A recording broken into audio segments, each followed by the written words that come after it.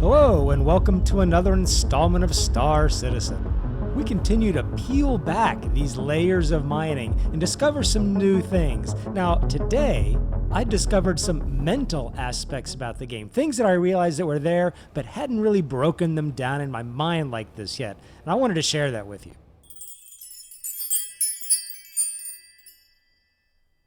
So we started out by coming home and putting back on that familiar skin of the old prospector. We're home. And I decided to take a nice, easy trip down to Selin and do some mining there. I've never really found a lot of great rocks there, but I thought I'd give it another try, just kind of see what's out there. So I did some scanning, and I found some agricium and copper, and some more agricium and copper mixed with some other things, and agricium, copper, and some other things. I guess there's just a lot of copper on Selin. But this trend of agricium and copper just kept coming up again and again, and finally, I just settled on a rock that looked pretty good and it was interesting to me. It was interesting because it had quite a number of things in it. It had agricium at a very low percentage, a little bit of tungsten, tiny bit, some corundum, a tiny bit of diamond, and of course the ever popular copper. It was also a fairly good size rock with a mass of 5,800. So I started wondering if I could take this rock that had a variety of things in it, all at a fairly low percent, and many of them not even particularly valuable, and turn this into a reasonable profit. You can spend a lot of time scanning for rocks and not necessarily finding anything you think is good, so I thought being able to squeeze some profit out of something that I might have just passed over before might be good. So I broke down the rock a bit, and sure enough, out pops one chunk after I'd fractured a couple pieces with a nice piece of 10% agricium and 16, almost 17% copper. Now, after I extracted up this rock, I wondered, well, exactly how much profit did I really get off that nice 10% agricium? So once I had nommed it up, I was able to look at the 8.27% of my overall 32 SCU cargo space, say, okay, well, what portion of that is now filled with product?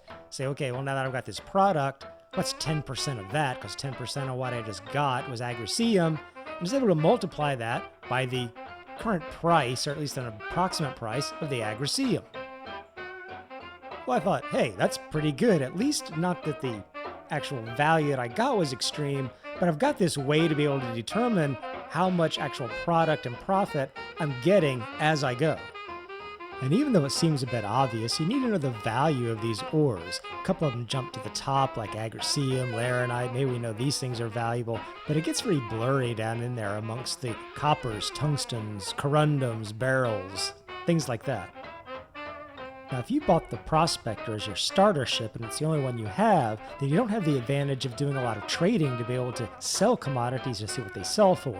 But as you take the Prospector around, do some of the box missions I talked about, I suggest checking the trading consoles at the mining outposts. You can at least see what these ores will sell for at these mining outposts, and it'll give you a pretty good idea, at least the relative value of them when you go to sell your own mined ore.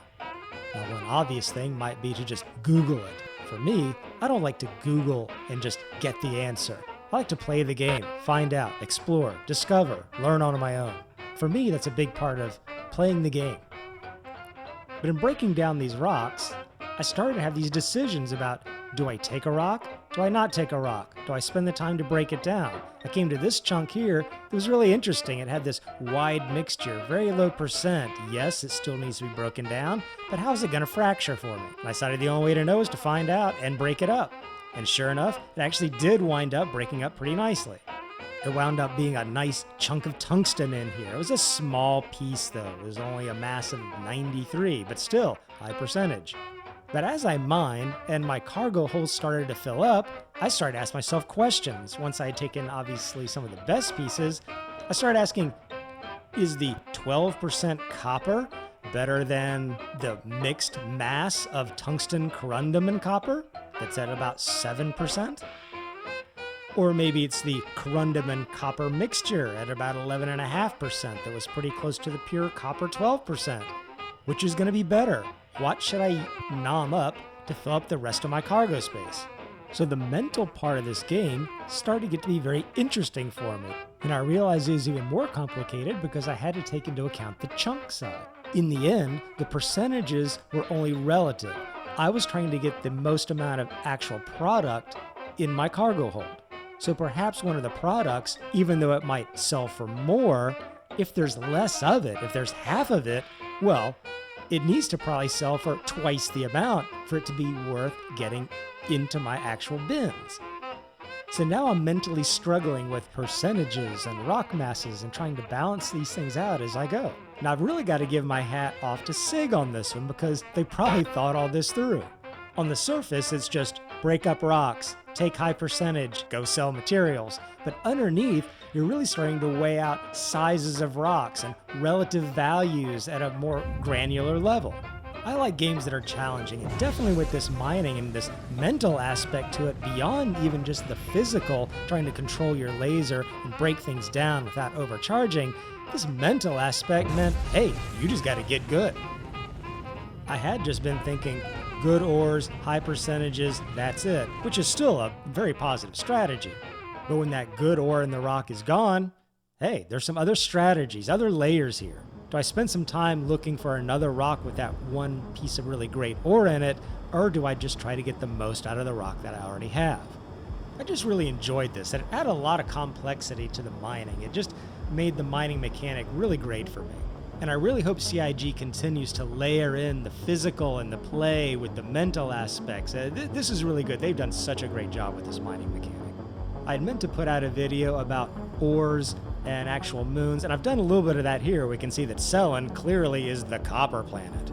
But this kind of just deeper mental math started to really fascinate me here as I was looking for rocks, and I thought I'd make a video and share this as well. This is actually really cool. If you liked what you saw, don't forget to like and subscribe, and I'll be talking to you later. Landing complete. Have a pleasant stay.